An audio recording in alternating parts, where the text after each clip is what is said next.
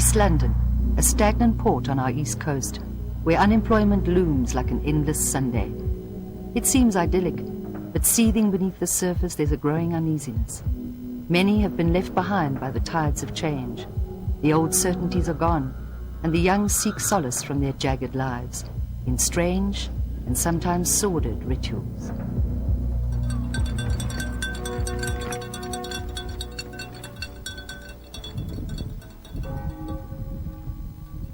If there is a kingdom of his dear Son, the Son of God, there must be a kingdom of darkness, which is the kingdom of the authority of Satan. The kingdom of Satan, the kingdom of the demonic realm, has the rule that it is disobedient to the authority of God. That's the rule.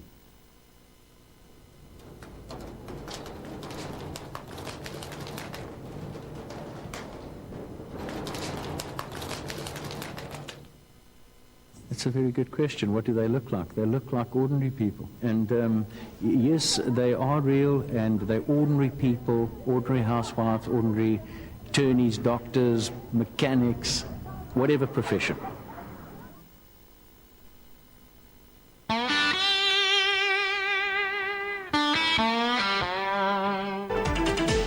Staff at the East London Aquarium are baffled by the barbaric slaughter of penguins, pelicans and gannets by unknown culprits last night.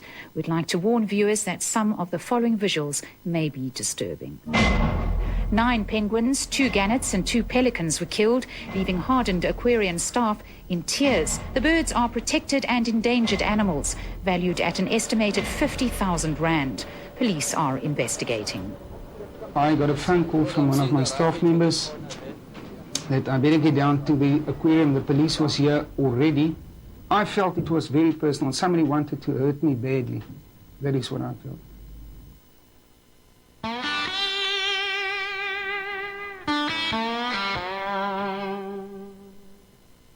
Yeah, this is the male Bobo. His girlfriend's name was Bessie. And they were huge birds. They were really lovely, very tame and very nice birds, yeah. Okay, and this was Bobo after the incident. It was obviously not very nice for us to find him like this lying in his cage, but this was how we found Bobo on the Monday morning.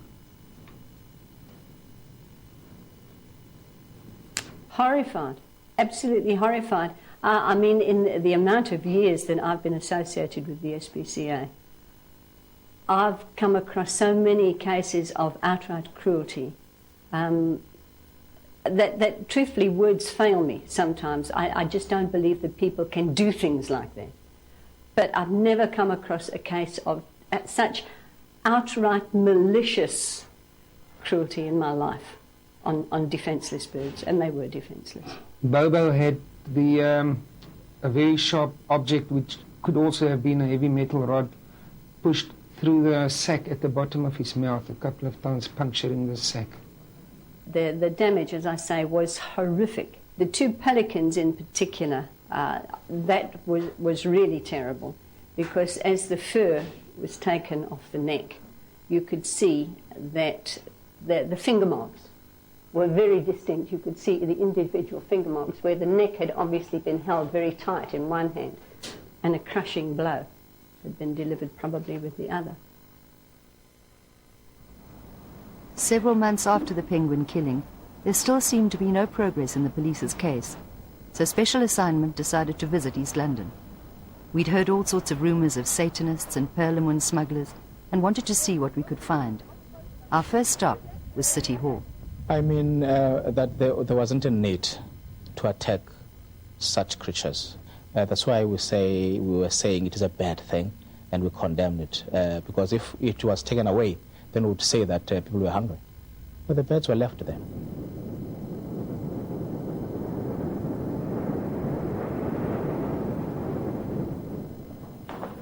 Our next stop was Willie, the aquarium curator. We found him rescuing a penguin on the beach.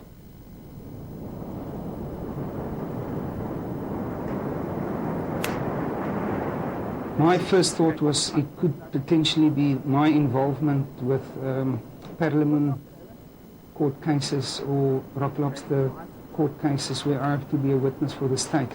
The other thought was that it could just simply be vandalism. Really naughty kids that didn't know what to do with themselves. We had a couple of suggestions from members of the public that it could potentially be Satanism. You know, we put out the word that there's a 12,000 Rand reward. We got a number of phone calls. Some of them were obvious fortune hunters that thought that they were going to just tell us a little story and get some reward out of it. But then all of a sudden things started pointing in a different direction. We got a number of phone calls, I would say in the region of 4 or 5, relating to an incident at the local hotel, and I believe that is the place to start looking, and I believe that if we dig deep enough we're going to find truth in it. We followed Willie's hunch. It led us to the West Bank, a seedy part of town, and a pool club called the Galley Ocean. Here, with the help of a local private investigator, Christian Buerter, we managed to track down the bartender. She described how some local kids, Mariah and Stanley, were at the bar on the night of the killing. She said they'd been drinking and playing pool.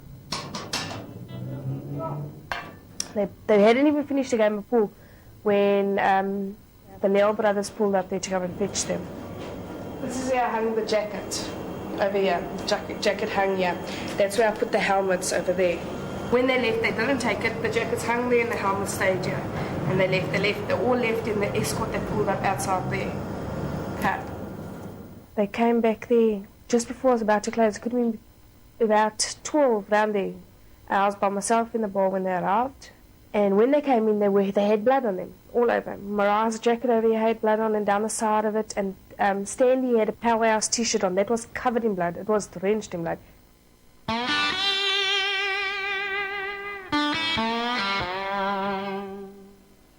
I noticed this and I said to them, look, who did use the owner? So they said, no, well, no one. So I said, well, then who the owner use? So they said, no, well, who's going to owner us? So I said, well, why are you covered in blood, you know? So Mariah said to me, no, we were killing birds. So I said to her, what? So Shane nudged her and he said to me, he said, look here. He said, we weren't killing birds, man. I said, well, why are you covered in blood then? So he said, my uncle has canaries. He breeds canaries. And the cats chow these canaries. So we were just all over the cats a little bit. I said, okay, no, fine. I left it at that. I was none aware of what had actually happened. Christian, our private investigator, asked Tanya where we could find Mariah. Her real name, we discovered, was Francina. Oh, she stays at home. She's just turned 16 now. 16? Yeah. She's only just Would she be at home now? She's not at school? No, that was her mom and dad that we are now. Ah. We just come from looking for her because she did a disappearing act again. Next, we set off to find her parents. Perhaps they would know where we could find her. So on Tuesday morning, she went to the shop. That's when she never returned. That's the last you saw? That's the last I saw her. And then Friday night, she just gathered up all the things in a black bag, you know. Yeah. And like her friend was waiting outside for her, you know, and they went. Her mother suggested that she might be staying in a suburb called the Quigley. So our private investigator set off there to look for her. He'd been so horrified by the killings, he'd offered us his services for free. A security company, National Electronic, also loaned us a spy camera. With all this help and Christian's extensive contacts, one thing led to another.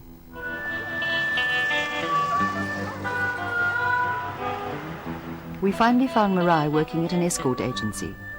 She agreed to meet us and confirmed what Tanya had told us, that she had been at the pool club that night. Then she told us more.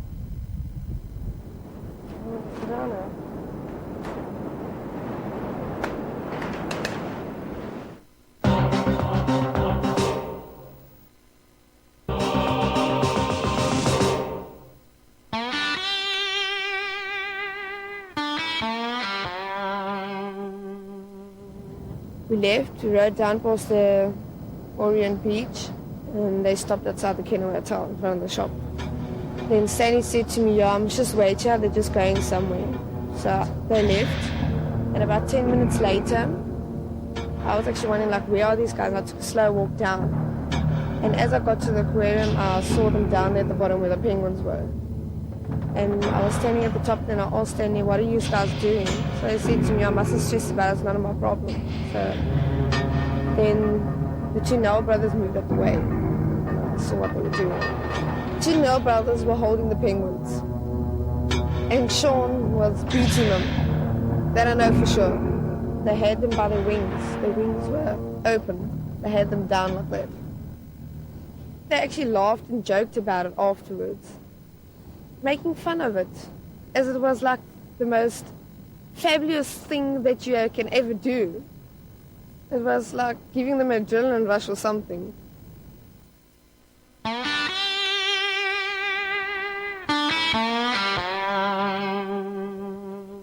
I've never seen him do it, but I used to get told about their meetings, what they do, the way they offer up their offerings. It might be satanistic, or they might have just done it for fun. Now that we'd met Mariah, we decided to go back to her mother to find out more about her. She told us to wait. There was something she wanted to show us. She likes all like her favourite poems and her favourite pictures, you know. But like I said, it's Other book I can't find. mostly it's all Just her, can't find the pictures of the dolphins that she draws all her herself. dolphins pictures, yeah, you know. Yeah. I like to eat a lot. My favourite food is chips, pizza, hard ox, hamburgers, macaroni and cheese, pork, chicken, okay, and a whole lot more. My favourite animals are cats, snakes, dolphins, monkeys, dogs, sharks, lion, leopards, cheetahs, and more. My favourite colours is black and red, purple and white. I like to go to the movies and go to nightclubs.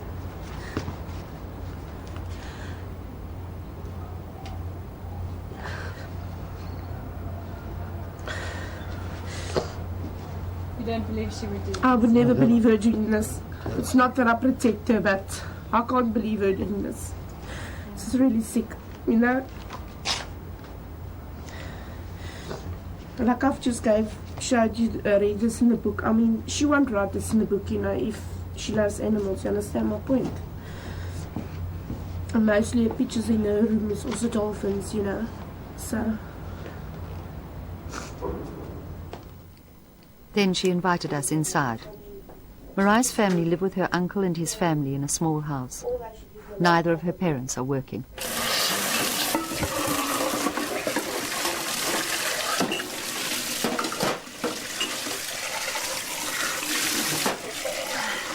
While her mother made tea, she let us take a look at Mariah's bedroom.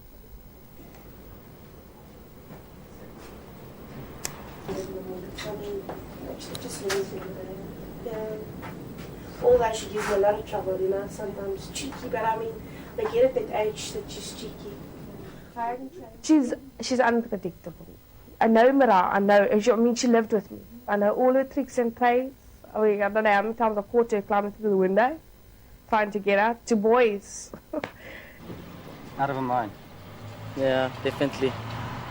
She's like totally weird. Do you think this Francine is telling the truth? I have no idea. I think so. No, I don't think so. It doesn't help keeping something bottled up inside. As if you let it go, it's actually a lot better. I actually feel a lot better that I told somebody about this, that can actually do something about this. After giving us the interview, Mariah asked us to take her to the police.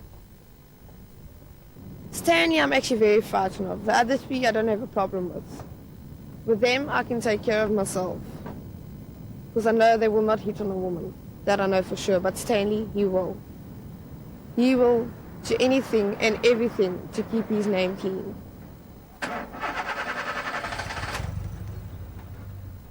And they actually thought that I was going to cover up for them. But I did not do that. I actually broke my promise to them that I made, that I'll never get them into trouble. I actually broke my promise.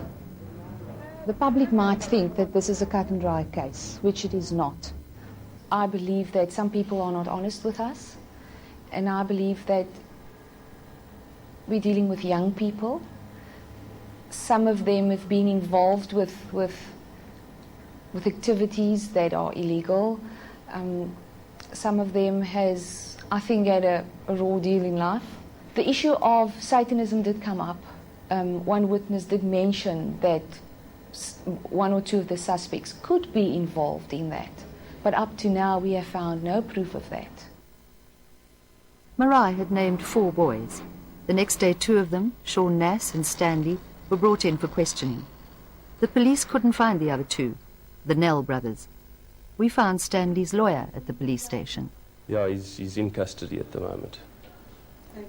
Apparently the police are arranging a search of his premises as we speak, and they want to send certain clothing for forensic testing. I've spoken to my client. He hasn't got a problem in principle with that. He says they're going to find nothing, and he welcomes that, in fact.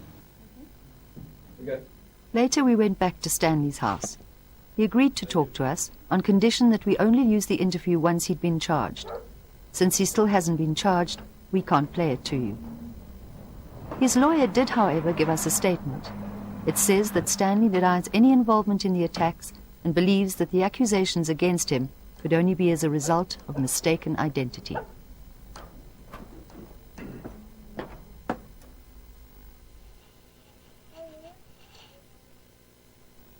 Sean Nass is another one of the boys Mariah had implicated.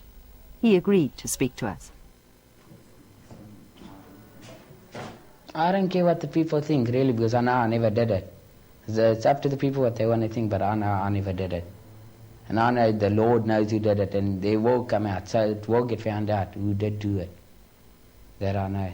The truth will come out. That's for sure. Yeah. So why do you think she would say that? No, I really don't know. It's because if you're in the cuck alone, you're looking for friends to be in the cuck with you, because you don't want to be alone in the shit. We've questioned some people, but they've now come up with alibi.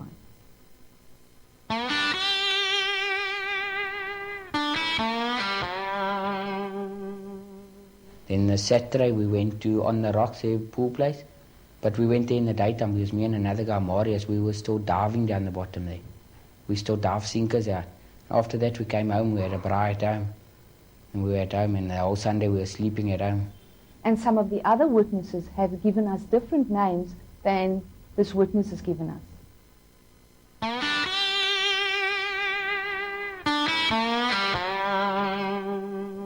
One of my friends, Priscilla, went out with one of them. She went out with Ryan. And there were a few times that we went to their house and went and sat by them in Southernwood. And the room just said it all. And they made their fire in the bucket and sat and they were staring into this fire. And Ryan said to Sean Nass and them were all with him. Ryan said to Sean, yeah, do you see that? So Sean said, what do you see? He said, don't you see it? So now me and Priscilla are honest, so we were like, we want to see what are they actually seeing those things. So we staring at this fire. He says, no, don't you see the devil talking to me? Tanya and Mariah had both referred to the Nell brothers. It turned out that they weren't talking about the same brothers.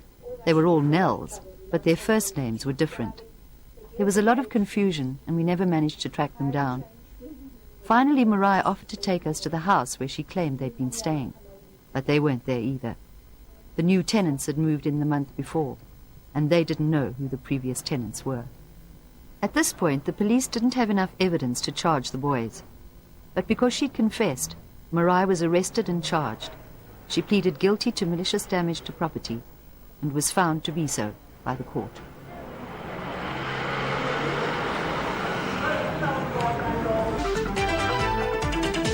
The 16-year-old girl has been released into the care of her parents. She will appear in court again on the 11th of September for sentencing. I think I talk on behalf of everybody in East London, and I think South Africa, that, this kind of thing should be exposed. People must know who do things like this. If I can choose what should happen to these people, I would like to see them with T-shirts on that says, I did it, doing community service at the aquarium, scrubbing these pools for 6 months in the public eye.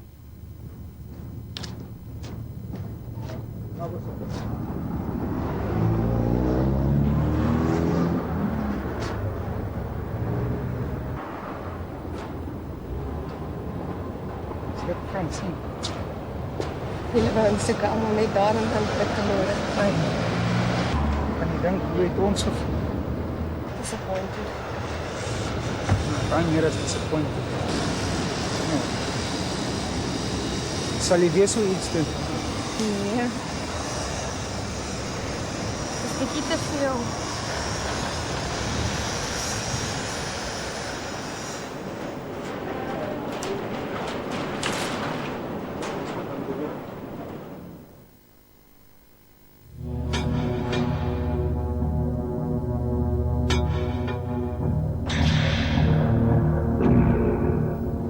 I just realized what I've done.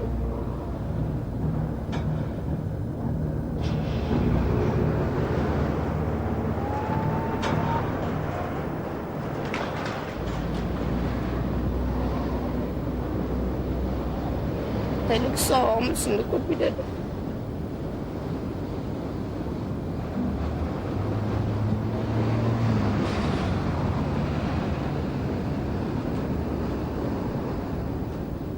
Having come face to face with the penguins and Willie, Mariah finally told us what she told the police in her confession, that in fact she had been involved in the killing and wasn't merely a witness. Well, I didn't tell you guys what I was involved in. I told you guys that I saw them doing it. But to the police, I couldn't lie. So I told them that I had some involvement with it. Like with the pelican, the big bird that got killed too, I was involved in that.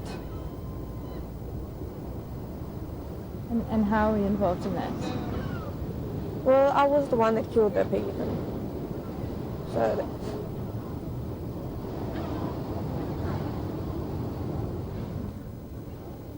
Stanley called me. He was holding the bird, and he said to me, I must ring the thing. So I told him I don't want to. So he said to me, well, you just have to. He was like telling me, if you don't do this, it's going to be big trouble. So just did it. I actually felt like I was wringing my own neck, by the way. It actually felt like that. It felt like I was tearing my heart out of my own chest.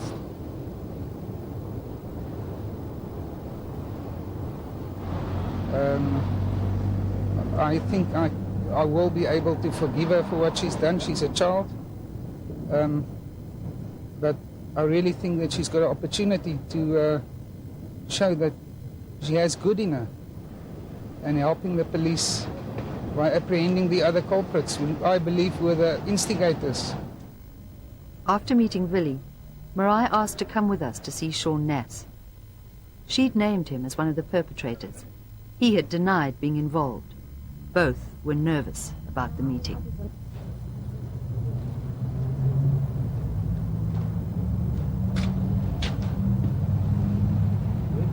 No, it's not this guy. Really, it isn't. That is not this boy. I know this laddie from West Bank. It is not him. This is not him. I went out with one of his friends. Even she says it's not me. Sean Ness. That's how Stanley introduced him to me. But this is not the guy that was with. Yeah, I said in the beginning, Sean was innocent, and I'm just glad that it's been proven. The Sean that I'm speaking about is tall. Yeah. This laddie is short. He's even shorter than me. No, really, this is not him.